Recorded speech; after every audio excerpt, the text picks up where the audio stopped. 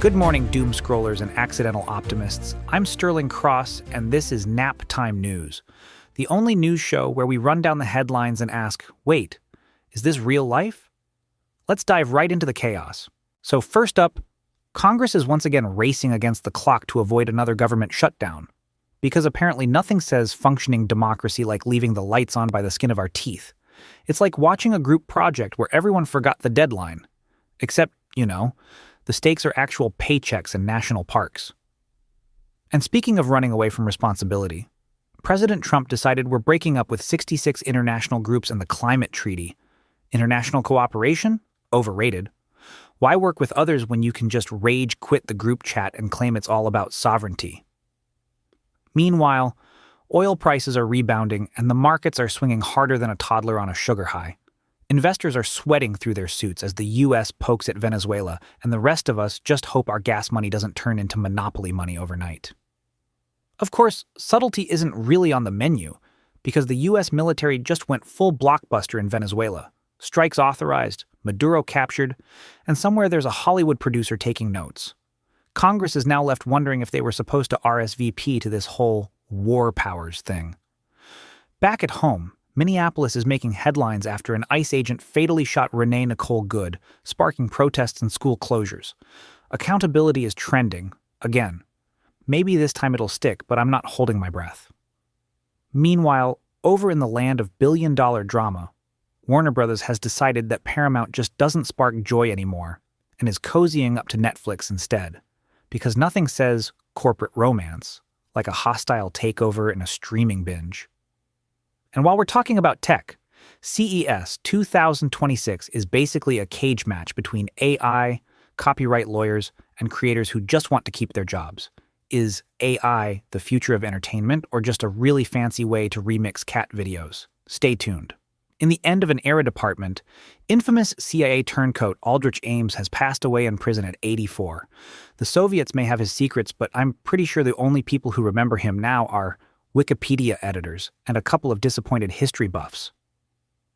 Border crossings are at historic lows, which means politicians are frantically searching for a new thing to yell about on cable news. If you've got suggestions, now's your moment to shine.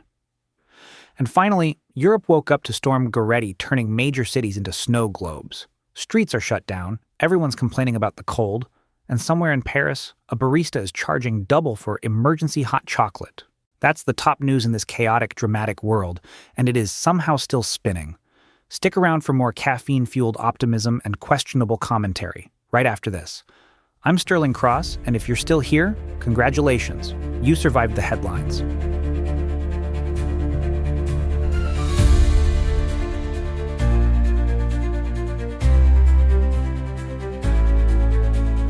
All right, if you thought the U.S. headlines were wild, just wait until you see what's happening everywhere else. Tonight, we're taking a lightning tour around the globe, because who really has time for nuance when the world's on fire and your group chat is blowing up? Covering the international insanity tonight is Morgan Chase, our globe-trotting news junkie who's fluent in sarcasm, world affairs, and probably 3 types of diplomatic immunity. Morgan, take it away before the next coup starts trending. Thanks, Sterling. Let's see if we can fit this much international drama into 2 minutes, because apparently that's all the attention span we have left. So first up, the U.S. is officially ghosting the Global Climate Treaty and, just 66 international organizations. That's not just burning bridges, that's nuking the whole town. We're talking the Paris Climate Agreement, UNESCO, the World Health Organization, the International Criminal Court, and more acronyms than a government filing cabinet. Apparently, if it involves talking, cooperating, or saving the planet, we're out. World leaders are reacting like someone just unplugged the Wi-Fi at the G7. Panic, disbelief, and a lot of frantic phone calls. Critics warn this could mean lasting damage to everything from climate action to global health, but hey, at least we'll finally have fewer reply-all emails from Geneva. Next, the U.S. military went blockbuster in Venezuela. Airstrikes, special ops, and President Maduro now has more American chaperones than a high school prom. Oil markets are flipping out. Prices are bouncing around like a toddler on a sugar rush. Meanwhile, Congress is holding hearings on war powers and pretending they have any say over plot twists these days. Meanwhile, the UK and France are stepping up in Ukraine, committing troops, hardware, and a level of optimism not seen since the Spice Girls reunion. Russia is, of course, not thrilled. Tensions are sky high, and NATO's group text is probably just a string of nervous emojis and passive-aggressive memes. The West is signaling a new phase in the conflict, while Moscow is signaling, well, mostly shirtless horseback rides and ominous speeches. On the home front for the Brits, the UK's largest police force is deep in scandal after thousands of officers were hired without any vetting.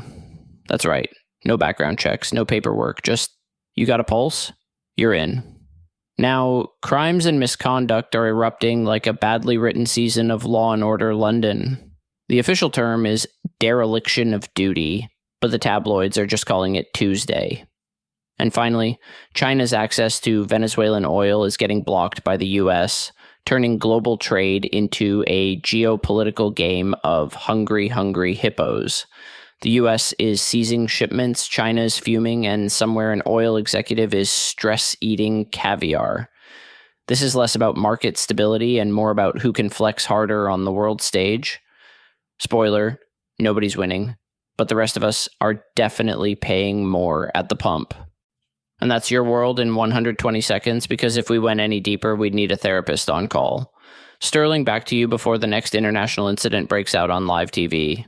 Welcome to America's Mood Ring, the segment where we check the national pulse and, spoiler alert, it's somewhere between mildly panicked and please send snacks.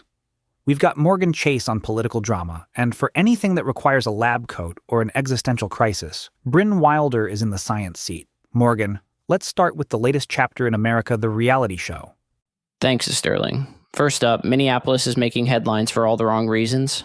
An ICE agent fatally shot Renee Nicole Good, and the city is now a protest zone. Schools are closed, outrage is trending, and politicians are scrambling to look like they care more than their Twitter feeds. While everyone asks, who's actually in charge here?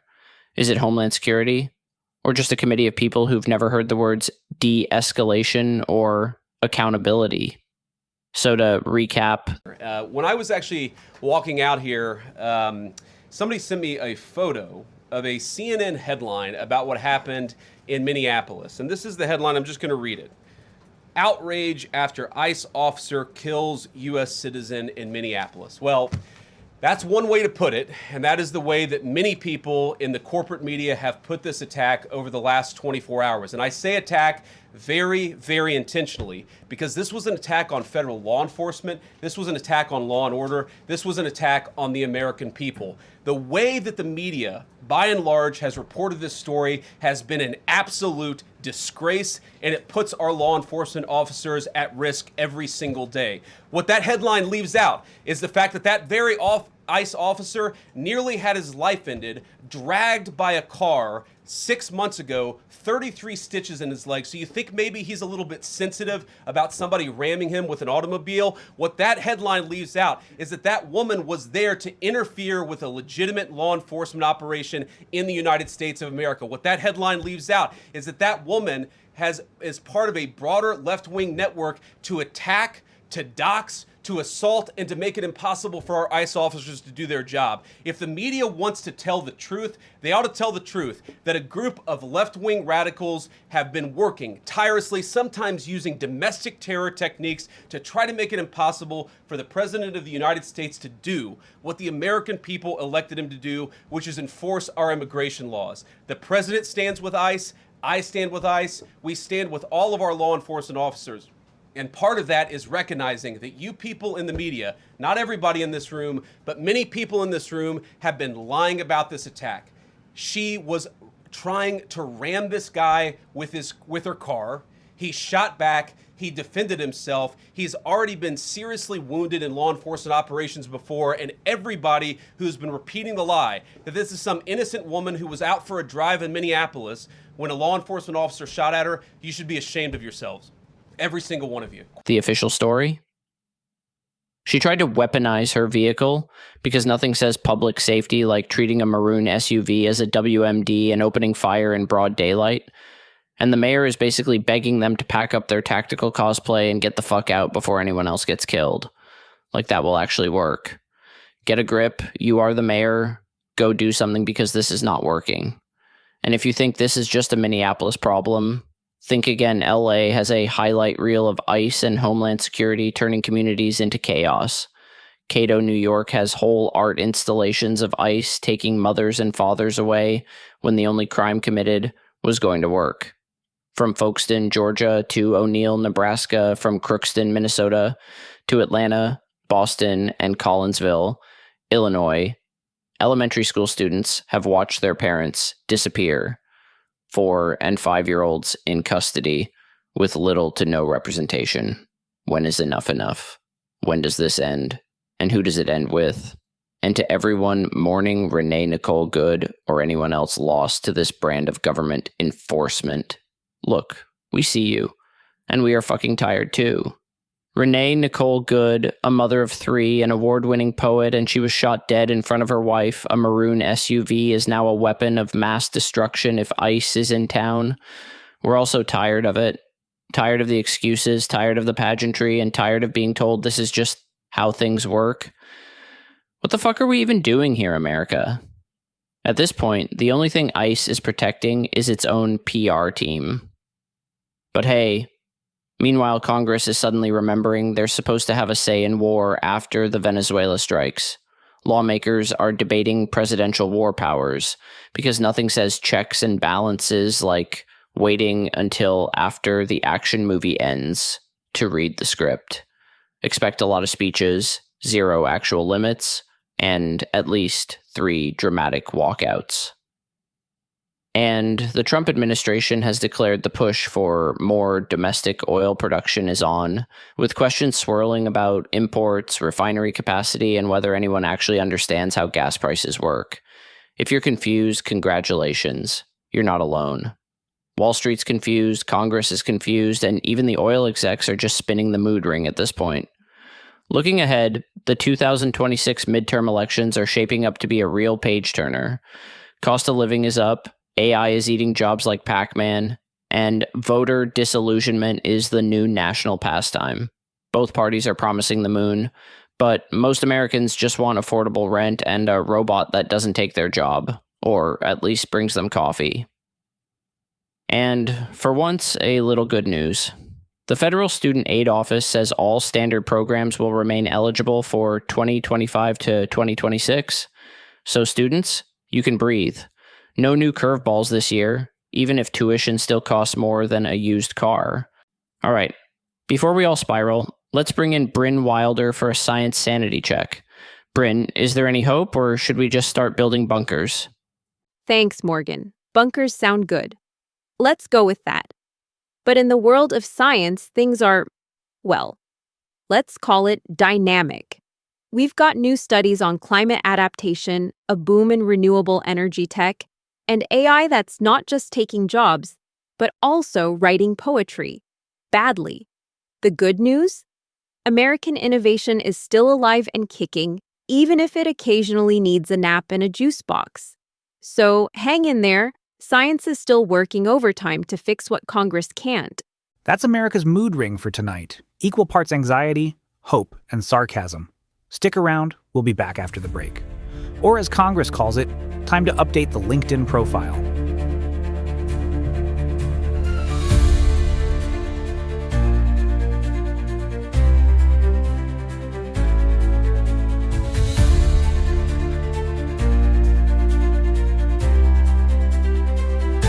All right, folks, let's take a break from doom-scrolling domestic disasters and see if the rest of the world is doing any better.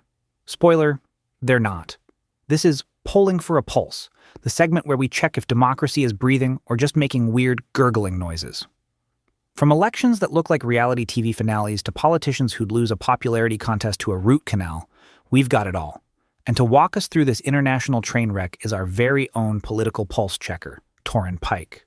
Torrin, I hope you brought a defibrillator, because these headlines are flatlining.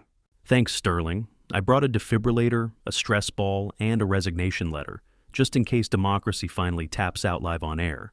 Let's see if we can find a pulse, or at least a decent excuse for why everyone's running for office and nobody's running the show. So, let's start with 6 global elections to watch in 2026. From Hungary's latest democracy, but make it spicy referendum, to Brazil's corruption palooza, the world's polling booths are about to see more action than a Black Friday sale at a TV store. In Hungary, it's democracy versus whatever Viktor Orban's selling this week. Brazil's got enough scandals to fill a telenovela, and everyone's watching to see if the new president will actually make it through a full term, or just a full investigation. And let's not forget India, South Africa, the UK, and Mexico, where democracy's less about the will of the people and more about who can shout the loudest without getting indicted. Meanwhile, America's foreign policy is doing its best impression of a magic 8 ball. Trump's America First approach has our allies in Europe, China, and Latin America recalibrating faster than a GPS in a construction zone. One day we're in, the next day we're out. And the only thing anyone can predict is that nobody can predict anything. Allies are scrambling, adversaries are adapting, and the rest of us are just waiting for the next tweet to drop. Back home, Congress is feeling the heat over immigration policy and federal enforcement tactics. The fallout from the immigration enforcement shooting and a string of aggressive federal raids has lawmakers sweating through their flag pins. Suddenly, everyone's got a new border bill, a new soundbite, and a new way to say, it's complicated, without actually fixing a damn thing. If you're looking for accountability, you might want to check the Lost and Found. Over in the Middle East, we've got a rare plot twist. Israel and Syria are actually talking. With a little U.S. mediation, there's a chance for a new UN buffer zone to reduce border tensions. It's the kind of diplomatic move that makes you wonder if someone slipped decaf into the international relations coffee pot. But hey, hope springs eternal, and so do ceasefire violations. And across the pond, the UK is in full-on political meltdown mode. The police vetting scandal has everyone asking who's actually wearing the badge, and the upcoming election has more jitters than a triple espresso. Economic anxiety is rising, trust in institutions is falling, and the only thing holding steady is the British talent for keeping a stiff upper lip, while everything burns. And that's your global pulse check. Democracy's still twitching, politicians are still spinning, and somewhere, a pollster is mainlining espresso and regret. Stick around, we'll be back after the break, unless the polls say you've already switched to cat videos. If so, honestly, I salute your choices.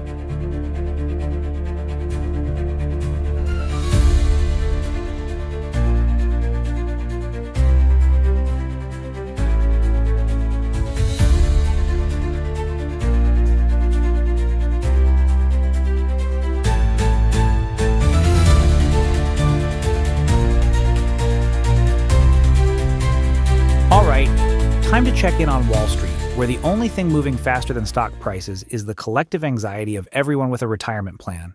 This is Wall Street Moves. Bring your neck brace, because if you're not feeling whiplash yet, you're just not paying attention. From oil price roller coasters to cannabis stocks going higher than your cousin at Coachella, we've got it all. And to make sense of the chaos, here's our resident finance wrangler, Skylar Brooks. Skylar, please tell me you brought a barf bag and some aspirin. Thanks, Sterling. I brought the barf bag, the aspirin, and a financial advisor on speed dial, because these markets are making Six Flags look like a nap. Let's see if we can get through this segment without anyone losing their lunch or their life savings. First up, market volatility is back with a vengeance after the U.S. military decided Venezuela needed a little more freedom. Energy and defense stocks are surging. Investors are bracing for more swings than a playground in July.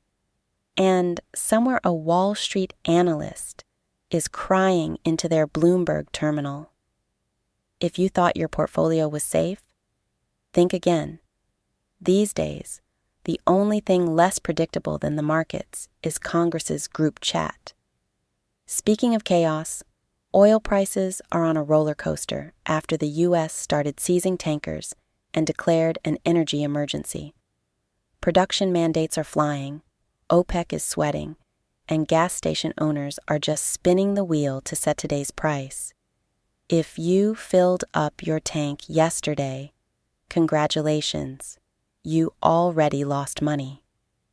Meanwhile, the cannabis industry is having a moment. Legalization is driving a green rush, mergers and acquisitions are heating up, and Congress is debating the SAFE Banking Act. Because apparently, pot stocks can get higher, but banks still need permission to play. If you're looking for a growth industry, try weed.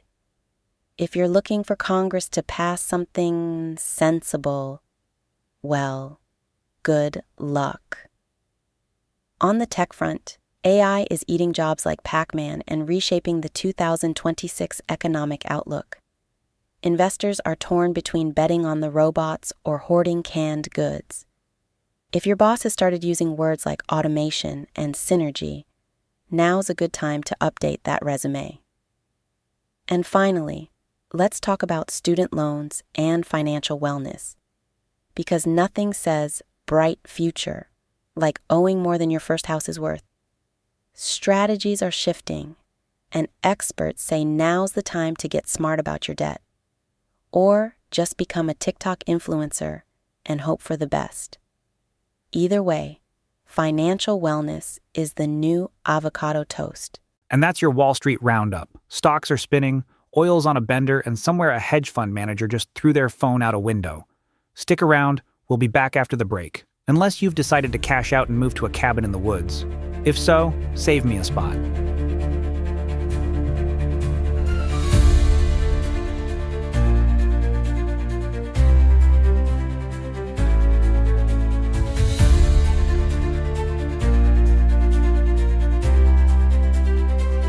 All right, if you were hoping for a ray of sunshine in today's show, you're about to be disappointed.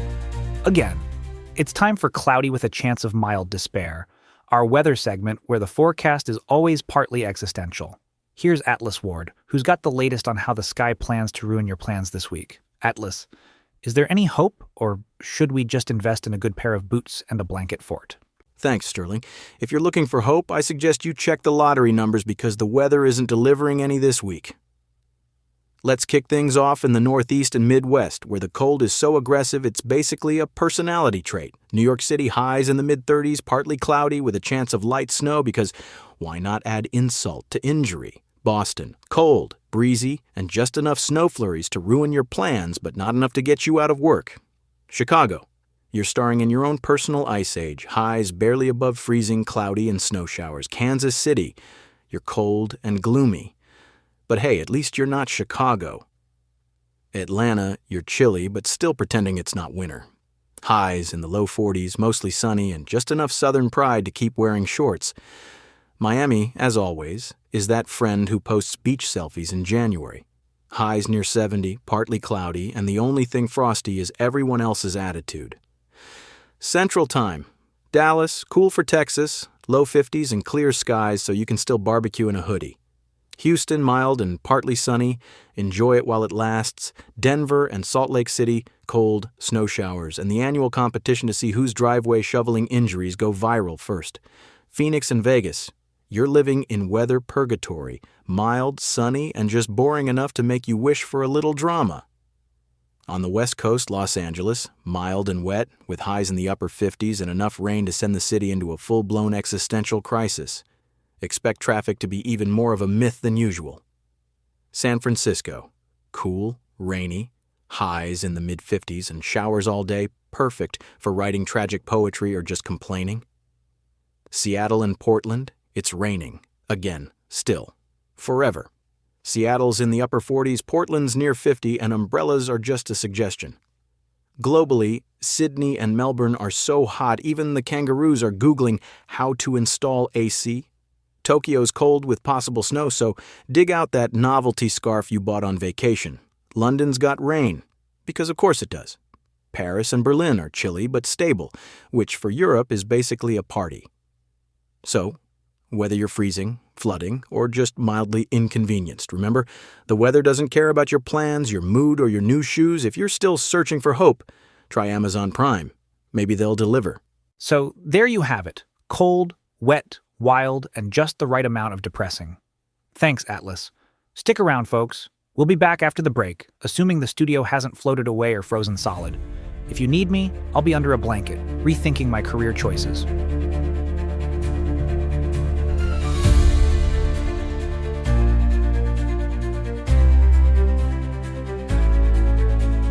Thanks, Sterling. let's get healthy, or at least feel guilty about not trying. First up, global cancer rates have doubled since 1990. That's right, 18.5 million diagnoses a year. Because apparently, cancer didn't get the memo about work-life balance. So, early screening, not just a suggestion, but basically a dare. On the tech front, AI and wearables are transforming healthcare. Your watch now knows more about your heart than your ex ever did. Personalized tracking, virtual care, and chronic disease management are mainstream. So you can stress about your health in real time from anywhere. And in America's never-ending quest to fix our collective health with a PowerPoint and a prayer, we've got brand new dietary guidelines. This time, it's all about high protein, healthy fats, and a scorched earth war on sugar, because nothing says wellness like judging your snack by whether you can pronounce the ingredients or not. And leading the charge? Robert F. Kennedy Jr., a man so committed to wellness, his phone ringtone is a quacking duck, just to remind us all that sanity is optional. He says, cut the sugar, crank up the protein, and maybe, just maybe, we'll all live long enough to hear his duck ringtone go off during the next press conference. Because if there's anything more American than a war on sugar, it's a presidential hopeful getting interrupted by a barnyard sound effect while telling you how to eat kale. All right, let's see what's happening in the world of distraction, because reality is overrated. Here's our culture crew, Mira, Quinn, and Nova. Streaming is wild this month. The Night Manager, Season 2 is back. Tom Hiddleston's cheekbones are trending harder than the actual plot. And Tron, Ares is here to remind us that nostalgia is now a retirement plan. Meanwhile, the Stranger Things series finale didn't just break the internet, it sent it straight to therapy. Fans are spiraling over plot holes big enough to swallow Hawkins whole, and Netflix's servers are filing for emotional distress. And let's not forget Conformity Gate, because the real upside one down isn't in Hawkins, it's the comment section, where anyone who liked the ending gets labeled a corporate shill, and anyone who hated it gets told to move to Russia and write their own show. Honestly, with all the finger pointing, paranoia, and groupthink, it's hard to tell if we're watching Stranger Things or just live streaming Congress. At least in Hawkins, the monsters are obvious. In our politics, you need a flashlight, then a map, and probably a therapist. In sports, the NFL coaching carousel is spinning out of control. The Titans and half the league are interviewing everyone who's ever held a clipboard. It's less about winning and more about who can fire and hire the fastest. So basically, Wall Street with more concussions. Red carpet at the Critics' Choice Awards was pure chaos. Jessica Biel stunned, Ariana Grande wore something no one will ever forget, and Ashley Tisdale started a war on toxic mom culture. Meanwhile, Avatar, fire and ashes lighting up the box office and the meme economy. If you're not watching, you're at least sharing the memes. Whatever your flavor, sports drama, streaming benders, or celebrity shade, remember, reality is optional. Time for the segment that proves truth is stranger than fiction. Here's Juna Reed with Heroes, Weirdos, and Everyone in Between. First, a real hero. A Bozeman, Montana teen steered a runaway school bus to safety, saving dozens. If you're wondering what you did at 16, don't. Strange crime? Oh yes, Ohio's meth bank incident. Yes, I said meth bank. A man sent meth through a bank drive-through tube. Police found more in his truck, but no charges yet, because apparently the paperwork for that is just as confusing as his life choices. And in Georgia, the tablecloth bandit struck, yes, a man in nothing but a tablecloth and possible chlorine burns went on a carjacking spree. He's now facing charges and a lifetime ban from Bed Bath & Beyond. Finally, viral oddity of the week. Wally, the emotional support alligator, denied entry at a Phillies game. Because nothing says America like arguing about whether your alligator deserves a seat behind home plate. And now, because we don't want you to go to bed completely jaded, here's Blake Monroe with a few reasons to believe we're not all doomed. Believe it or not, there's good news out there. For the first time, stingless bees in the Amazon have legal rights. Finally, a win for pollinators and the lawyers who represent them. And in Brazil, Sebastião and Lélia Salgado turned a barren ranch into a lush forest by planting 2.5 million trees. If you needed proof that humans can fix things, there it is. So next time someone says it could be worse, you can say, actually, it could be better. And sometimes it is. Well, there you have it, folks. Another day. Another parade of news stories that make you grateful your biggest problem is a lukewarm cup of coffee. We've covered everything from government chaos and Wall Street whiplash to emotional support alligators and the existential crisis that is your local weather forecast. If you made it through without rage tweeting or stress eating an entire loaf of bread, congratulations. You're officially ahead of the curve. And remember, the next time reality feels a little too much like the Upside Down, just turn on the news and remind yourself. It could be worse. We're here delivering today's headlines, so you can say, it could be worse, with confidence. I am Sterling Cross with Naptime News. Have a great day.